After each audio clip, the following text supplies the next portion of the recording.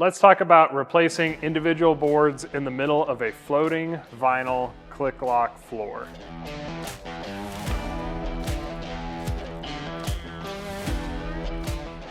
The main tools I'm going to use are a saw to cut out the existing board, a scraper to modify the locking mechanism on the new board, a mallet and a tapping block to tap the new board in place, a pry bar, glue for the locking mechanism, tape, and a utility knife. I'm also going to have a vacuum to vacuum up shavings and dust that I create.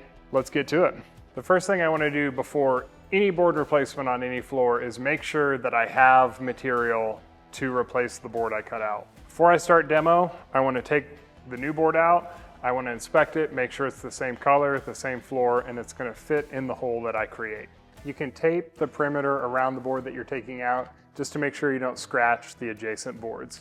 Next, I want to adjust my saw depth to make sure I'm cutting through the plank, but if I do it right, I will cut to the bottom of the plank, but not through the padding below. This will make sure that I don't cut up any underlayment underneath or any moisture barrier or anything like that. Now we're ready to do some cutting. Before we do permanent damage to the floor, we want to double and triple check that we got the right plank we're cutting out. Now we're gonna cut an X across the corners of the board. I like using a track saw to make these cuts because I can hook a vacuum to it, which picks up most of the shavings and makes my cleanup later on a lot easier. Once I've made my cuts, I like to vacuum the area just to make sure I don't get any of that old debris or shavings down in my locking mechanisms once I pull the old board.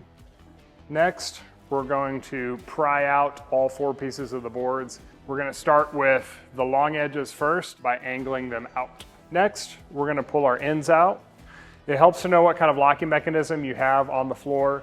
For most LVP vinyl planks, you have some sort of drop lock mechanism where the top of one edge drops straight down into a locking mechanism on the adjacent plank. I want to determine which side of my plank goes over the top and which side of the plank goes underneath, and I want to be careful as I pull those out. I'm going to start with the side that drops down from the top and see if I can work it free, and then I'll move over to the side that goes underneath.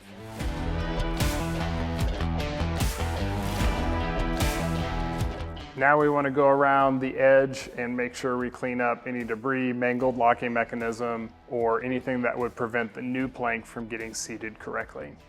In this particular instance, we're working on a floor that's over a 6 mil plastic moisture barrier. So I want to make sure and repair that moisture barrier in the spots that I accidentally nicked it to prevent moisture from coming through and building up between the floor and the moisture barrier.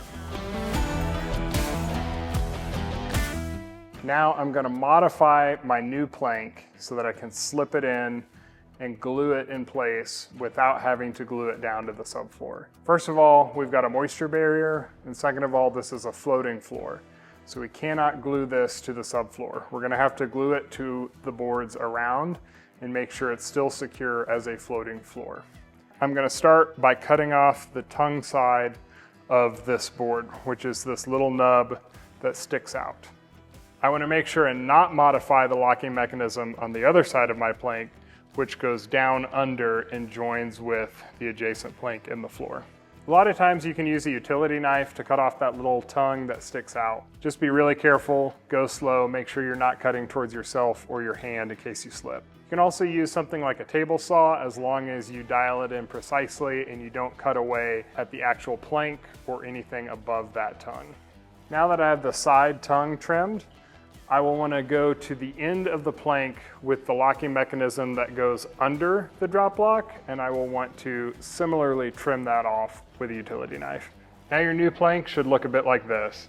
It doesn't have the underside of the drop lock on the end, and it doesn't have the little tongue down the one side of the board.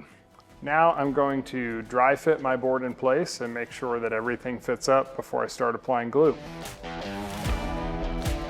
If you're concerned at all about the structural integrity of the new plank going in or the locking mechanisms that you've modified, then one trick you can use is flashing. I'm going to cut strips of this and use it to connect my new plank to all the planks around it while preserving the floating aspect of this floor. This doesn't take the place of the glue that I'm going to put in the locking mechanism, but it does help add structural integrity, especially in high traffic areas where the floor is going to get flexed a lot. Now that I've got all my strips cut, I am going to apply glue to the top of them and slip them under all 4 sides of where my new plank is going to go. So I'm going to put a zigzag bead across the top, lift the planks surrounding my hole, and slip this halfway in on all 4 sides. You need to make sure and use a glue that is going to adhere to flashing. The one I like to use is Wackle Mountainator. There are other glues that work as well. I want to make sure when I'm putting glue on the flashing that I don't put too much, because I don't want to have a thick layer of glue that causes a hump in the floor.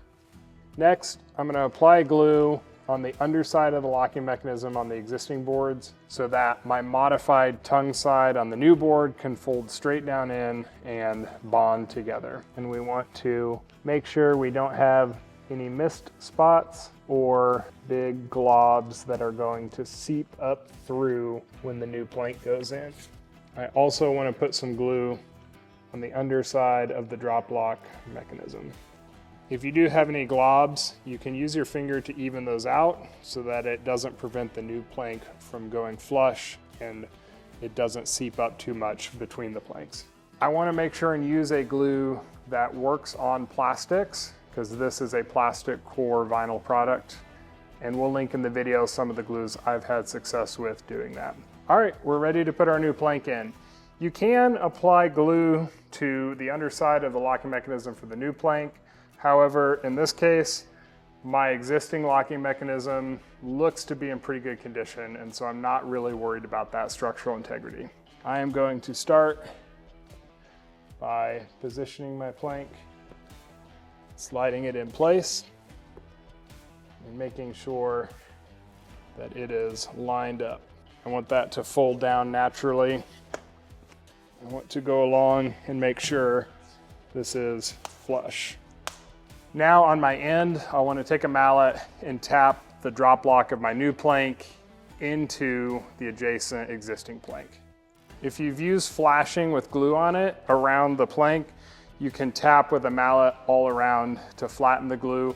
You can also walk on the plank to make sure you squish down the glue as flat as you can get it. Now we're going to clean up any glue that might be on the plank or that seeped up through the locking mechanism. I am going to put weights on the edge of the board to make sure it stays flush as the glue sets up. When you're putting weights on the floor, sometimes it's convenient to use the part of the old plank that you cut out so that you can put the weight on the modified edge of the new plank, holding it down in the glue as the glue cures. Now I'm going to let that sit until the glue's cured. Now that the glue's cured, I'm going to pull the weights off and touch up anything that needs to be addressed. You can use a matching filler to fill in any little gaps or inconsistencies that you have along the edges. Now we're going to pull our tape and we're done. And that is how you replace individual boards in the middle of a vinyl LVP floating click lock floor without having to pull the whole floor back to the affected board and reinstall. If you have any questions, please put those below. If you have any comments or things to add, ways that you can do this better, put that below in the comments as well. And don't forget to like and subscribe.